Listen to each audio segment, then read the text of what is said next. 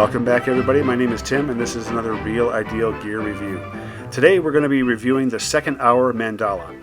This is a watch that I had my eye on for a long time, and this specific watch was one that I was looking for because I knew this was a limited edition watch.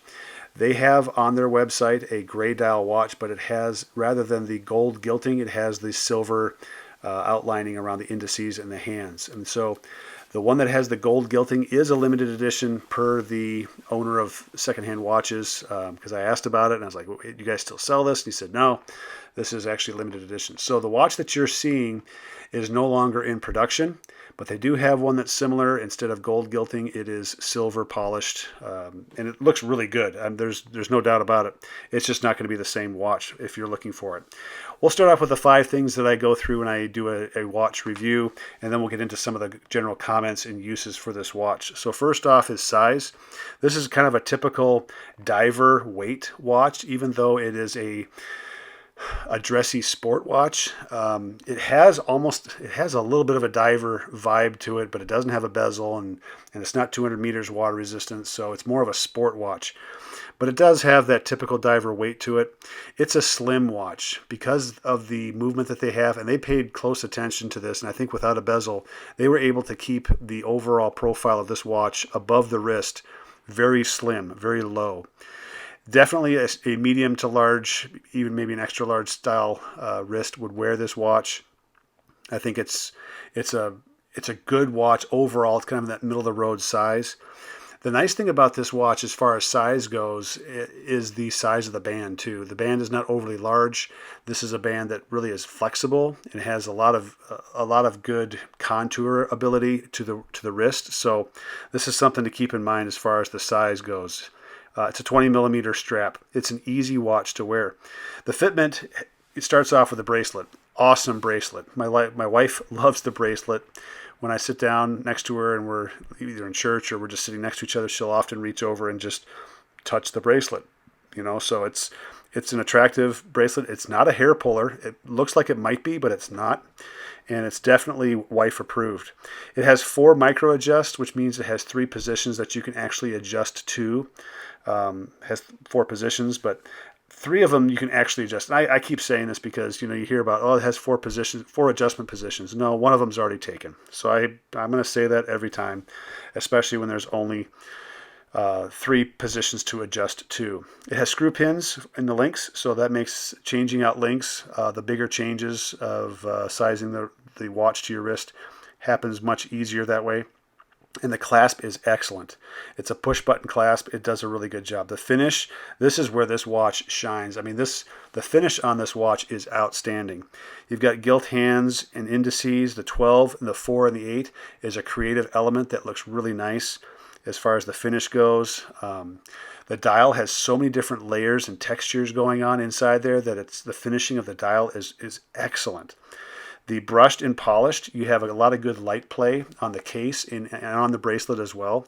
So again, all of these different pieces of finishing are just excellent finishing touches.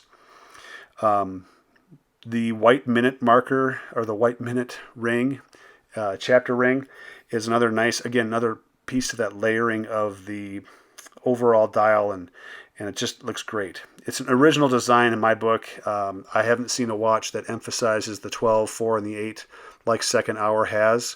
And I know this is something that they've focused in on as a design element. And it really does make a difference. I think what it does is it points the 4 and the 8 towards the 12 o'clock. And so as far as orienting the watch on your wrist in low light or nighttime conditions, really easy to do. Legibility and lume. It's easy to read without a bezel. The dial is a little bit bigger. There's a little more space for the dial and the things in the dial. You have double markers on the 12, 4, and the 8, so that makes orienting and knowing where those markers are much easier. The lume on this is below average. This is the disappointing part of this watch. I wish it was better. I wish they'd spent a little bit more on putting more lume on the hands and on the indices, because I think this watch with that would have been right up there with the Wise Adamascus 88. Those two would be, left hand, right hand. You've got one diver and you got one dressy sport watch. Both of those watches I think would have been really great with each other. But the lume is it's below average. It's almost poor. I'm just going to say it's below average. It's okay. The date window is very good. I really like the size of the date window, the contrast in the date window. It's an easy read when it comes to this watch. It's 100 meters of water resistance. Wish it was 200, but it's a dressy sport watch, so that's just the way it goes. It's 100 meters. Very comfortable watch to wear. It has an excellent finish. The crown is great. The crown has some lume on it. The texturing on the crown is easy to grab. It pops right out, screws back in really, really easily. You have a display case back. There's some design features on that, which to me is good. I just don't spend a lot of time on it because, frankly, that's the side of the watch that I don't see. I see the dial, and I'm more focused in on the dial. It's also super unique. You got the 12/4 and the 8. It's a limited. This watch is a limited run watch, so I got lucky actually getting one that had the gold gilding on it. I think it just makes everything pop a little bit more than the silver polish. As far as uses go, you know, there's no fear in having this watch on if you're doing some water activities, swimming, bathing, washing dishes, whatever it is with water at that level. I don't think there's any issues with wearing that. For me, it's held up over time, and it's accuracy-wise, it's been incredible. I have no issues with the accuracy. It's a high-beat Miyota. The crown is big enough to make the adjustments for accuracy purposes, and it's really an outstanding watch.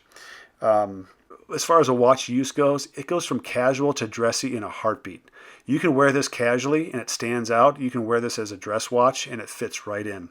And I say stand out as a casual watch because it's going to be an eye catcher. The design on this is going to be really eye catching. So I think this watch does a very good job of covering a lot of bases and at the same time being unique enough to really catch people's attention. It caught my attention, and from the first time I saw it, I was like, man, this is a great design set.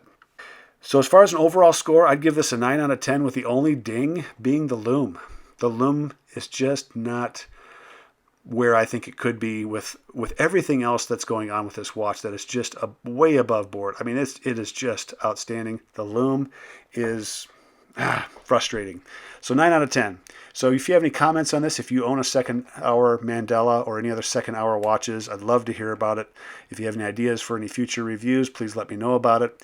I'm always looking for ideas, and any questions that you have about what I do for a living or anything along those lines, I answer those comments. I comment back fairly religiously. So leave those comments, likes, share if you would, please. If you like it, if you don't like it, let me know about it, and I'll try to fix it. So my name is Tim. This is another Real Ideal Gear review, and you guys take care.